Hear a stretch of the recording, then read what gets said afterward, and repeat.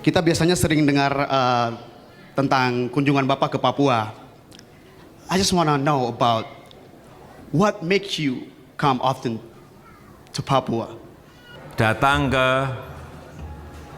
Papua, dan itu merupakan provinsi yang paling sering saya kunjungi. Kenapa saya begitu intent ke Papua? Dorongan apa yang menyebabkan itu? Ya jawabannya yaitu, semakin saya tahu, semakin saya ingin memberikan perhatian yang berbeda kepada Papua. Doa kami semoga Allah Subhanahu wa taala memberikan ayahanda dan tim amanah dan kesehatan yang prima agar bisa memimpin negara Republik Indonesia ini menjadi negara yang hebat.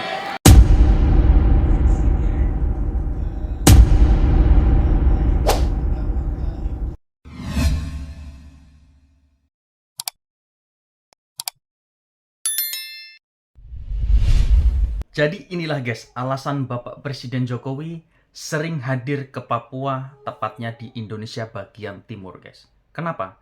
Ya karena itu, Papua ini memang sangat tertinggal guys, dari segi infrastruktur, SDM, dan lain sebagainya. Yang mana di saat Presiden Jokowi pertama dilantik di tahun 2014, setelah berapa bulan gitu Bapak Presiden Jokowi langsung mengunjungi Papua. Dan disitulah Papua mulai diperhatikan dari segi infrastruktur dan lain sebagainya. Kenapa? Ya karena hanya Bapak Presiden Jokowi lah yang mau peduli dengan NKRI guys. Papua itu bagian dari NKRI, bukan dari luar Indonesia. Ya itulah tadi makanya kenapa yang dulu sering Papua itu ingin menjadi merdeka, karena memang tidak diperhatikan dari segi apapun guys. Infrastruktur utamanya, ya kan? Dan sekarang bagaimana? Orang Papua sudah nyaman. Dia sudah merasa bagian dari NKRI karena diperhatikan oleh pemerintah, terutama Bapak Presiden Jokowi. Kita simak videonya berikut ini.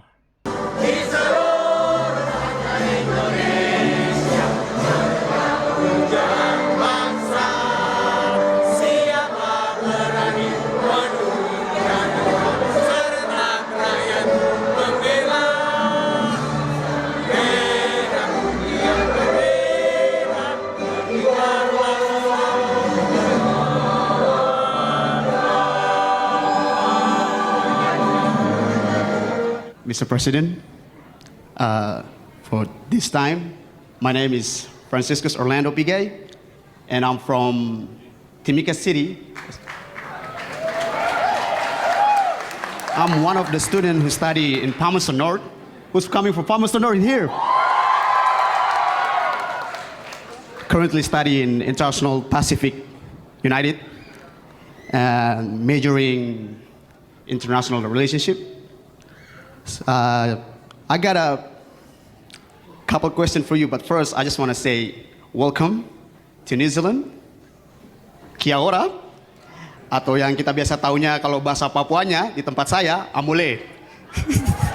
Asik. I just continue to my question. My first question is, kita biasanya sering dengar tentang kunjungan Bapak ke Papua. I just want to know about what makes you come often to Papua. Like, what motivates you, sir? Apa yang memotivasi Bapak? Gitu. I'm a little bit nervous, but yeah, I do my best. Yes. And I mean, don't blame me. I'm standing here with the #1 guy in Indonesia. Yeah. Yang kedua, pertanyaan saya itu, every young man got their own role model. I mean, my role model is you, sir. So, and I want to know who's your role model.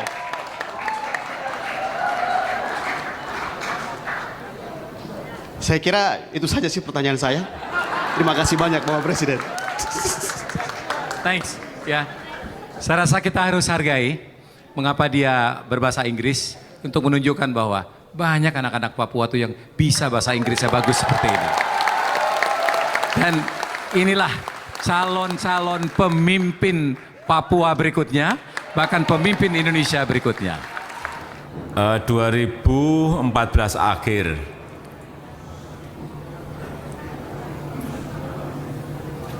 satu setengah bulan setelah saya dilantik, saya langsung terbang ke Papua.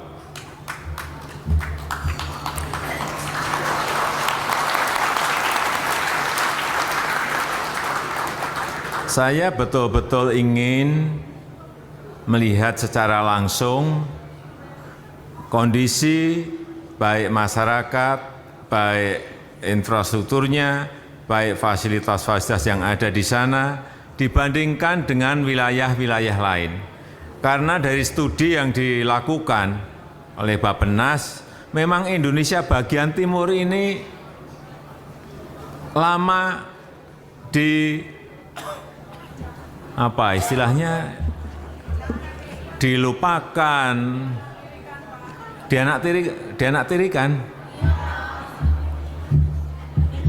ya, atau diabaikan, dianaktirikan kok kejem banget.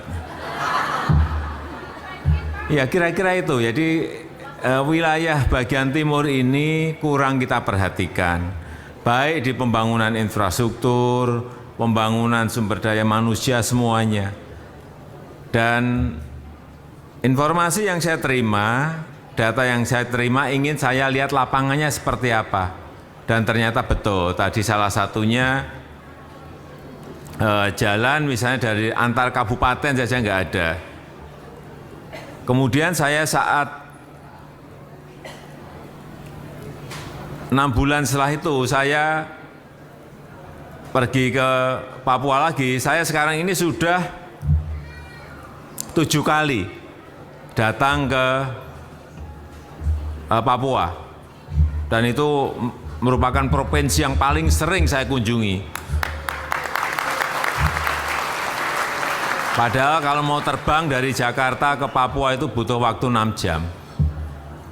Tapi ya memang ini adalah wilayah Negara Kesatuan Republik Indonesia yang memang harus kita perhatikan. Saat saya di Papua, saya pengen sekali ke kabupaten yang namanya Duga. Karena ada informasi yang datang ke saya, Pak, Bapak datang ke Duga, Bapak nanti akan kaget. Loh kenapa kaget? Ya Bapak pergi saja. Terus saya minta, saya perintah saat itu, saya mau ke Duga. Saya mau ke Kabupaten Duga. Oleh Kapolri, oleh Panglima, saat itu saya tidak diperbolehkan, Bapak jangan ke sana. Karena itu daerah berbahaya. Daerah rawan, daerah yang paling rawan. Saya sampaikan saat itu, saya ingat betul. Saya nggak mau tahu, saya perintah pada Panglima dan Kapolri, saya nggak mau tahu. Pokoknya 2 hari lagi saya akan ke Duga. Urusan keamanan itu urusanmu.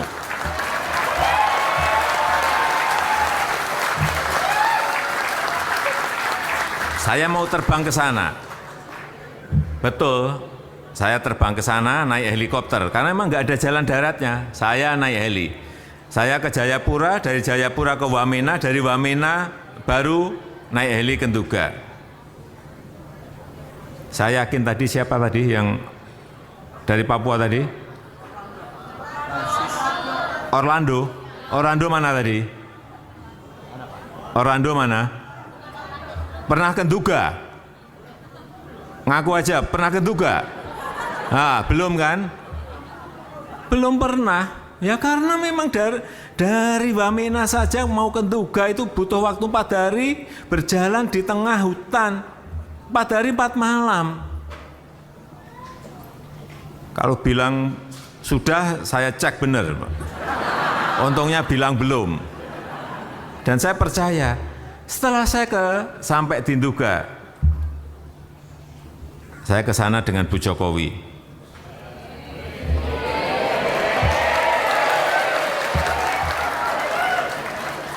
Naik heli. Begitu turun di Nduga, ketemu Bupati, Pak Bupati.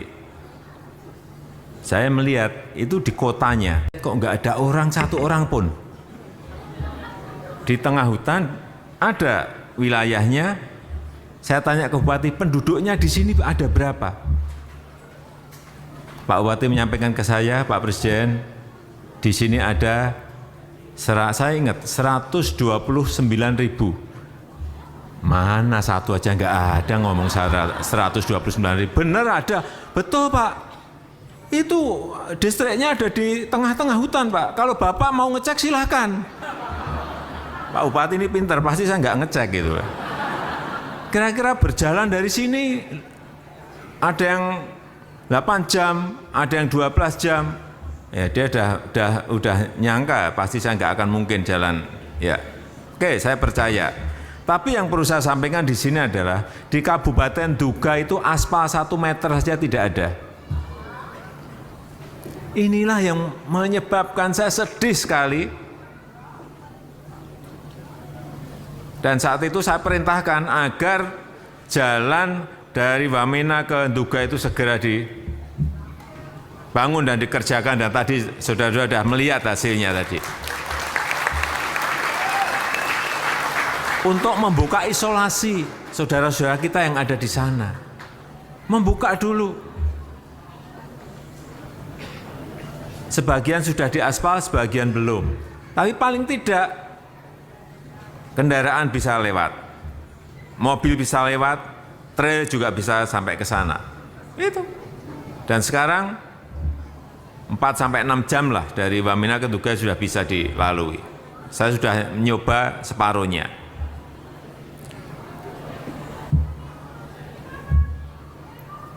Saya itu juga saya minta ke Pak Bupati, Pak Bupati ini benar ada 129.000 enggak sih penduduk yang ada di sini? Benar Pak ada. Oke saya tunjukkan saja tempat yang paling ramai yang ada di kabupaten ini di mana? Bisa Pak kita ke pasar. Saya diajak ke pasar. Begitu sampai di pasar saya kaget, ternyata di situ juga ada paling-paling 60 orang saja. 60, bukan 60.000, 60 orang. Inilah kondisi apa adanya yang ingin saya sampaikan kepada Bapak Ibu dan saudara-saudara semuanya berkaitan dengan pertanyaan tadi. Kenapa saya begitu intent ke Papua? Dorongan apa yang menyebabkan itu? Ya jawabannya yaitu semakin saya tahu, semakin saya ingin memberikan perhatian yang berbeda kepada Papua. Ada amanat juga dari diaspora Selandia Baru yang ingin saya sampaikan, yaitu perihal bagaimana kami menghadapi generasi kedua dan ketiga, yaitu anak-anak kami yang berkeinginan mempertahankan warga negara Indonesianya dan tidak ingin hilang. Pada hari ini undang-undang kita menetapkan kelahiran 2006 ke atas itu berhak, atau 2007 kalau saya salah, itu bisa 2006 ya. Ya itu jadi tetap berhak melanjutkan WNI-nya sampai di usia 18 tahun untuk kemudian memilih. Bagi kami ini dilematis karena walaupun pada hari ini alhamdulillah kita masih tetap mempunyai 2, artinya dalam kasus saya dan anak-anak saya, tapi saya tahu banyak teman-teman di sini dan teman-teman lain yang belum hadir sedikit cemas. Dan kita tahu banyak negara-negara lain yang memang mengandalkan diasporanya sebagai kelangsungan hidup dan talenta buat Indonesia. Karena saya tahu di sini banyak teman-teman semua yang mahir-mahir dengan skill-skill yang multi-talented, yang sangat sayang menurut saya Anda apabila mereka terganjal untuk kembali ke negara asalnya, ya, tanah kelahirannya ataupun tanah kelahiran ayah dan ibunya, karena mereka tidak bisa datang dan kemudian tidak bisa mempunyai hak memilih dan dipilih, dan lagi hak membeli untuk membeli properti dan selanjutnya. Jadi kami mohonkan memang fasilitasi dan solusi dari ayahanda perihal ini agar dicarikan solusinya. Dan terakhir hanya kepada Allah kita memohon dan meminta. Doa kami semoga Allah Subhanahu wa taala memberikan ayahanda dan tim amanah dan kesehatan yang prima agar bisa memimpin negara Republik Indonesia ini menjadi negara yang hebat dengan akhlak yang terpuji. Demikian ayahanda, terima kasih. Assalamualaikum warahmatullahi wabarakatuh. Pertanyaan ini memang kita dalami dan bahkan kita bekerja sama dengan para diaspora. Kalau Ibu dan Bapak sekalian, para diaspora pernah mendengar ada working group on isu yang mengenai masalah immigration, yang salah satunya adalah membahas mengenai masalah kemungkinan kewarganegaraan bagi diaspora. Jangan tepuk tangan dulu. Ini baru dibahas karena Ibu dan Bapak sekalian, keputusan ini kan bukan keputusan yang mudah. Perlu ada satu konsensus nasional sehingga semua pihak harus ditanya, kita kaji dan sebagainya. Tetapi Ibu dan Bapak sekalian, isu ini adalah isu yang sudah ada di meja, sedang dikaji, dan pengkajian kita juga bersama dengan teman-teman diaspora. Jadi Bapak Presiden, itu yang dapat kami sampaikan. Mudah-mudahan, tapi paling tidak begini Ibu dan Bapak sekalian, Ibu dan Bapak sekalian kan satu yang tadi Pak Reza sampaikan sampai 18 tahun kemudian bisa memilih apakah menjadi warga negara Indonesia atau menjadi warga negara asing. Nah yang kedua, Ibu dan Bapak sekalian sekarang memiliki, apakah sudah memiliki kartu diaspora Indonesia? Nanti Pak Tantowi yang akan mengintrodusir mengenai kartu diaspora Indonesia, karena di situ ada beberapa hak yang dapat kita berikan. Sekali lagi, tujuan pemerintah adalah memfasilitasi warga negaranya yang tinggal di luar negeri. Jadi berarti next Pak Dubes akan menyampaikan sosialisasi mengenai kartu diaspora Indonesia beserta dengan hak-haknya. Demikian, terima kasih. Wassalamualaikum warahmatullahi wabarakatuh.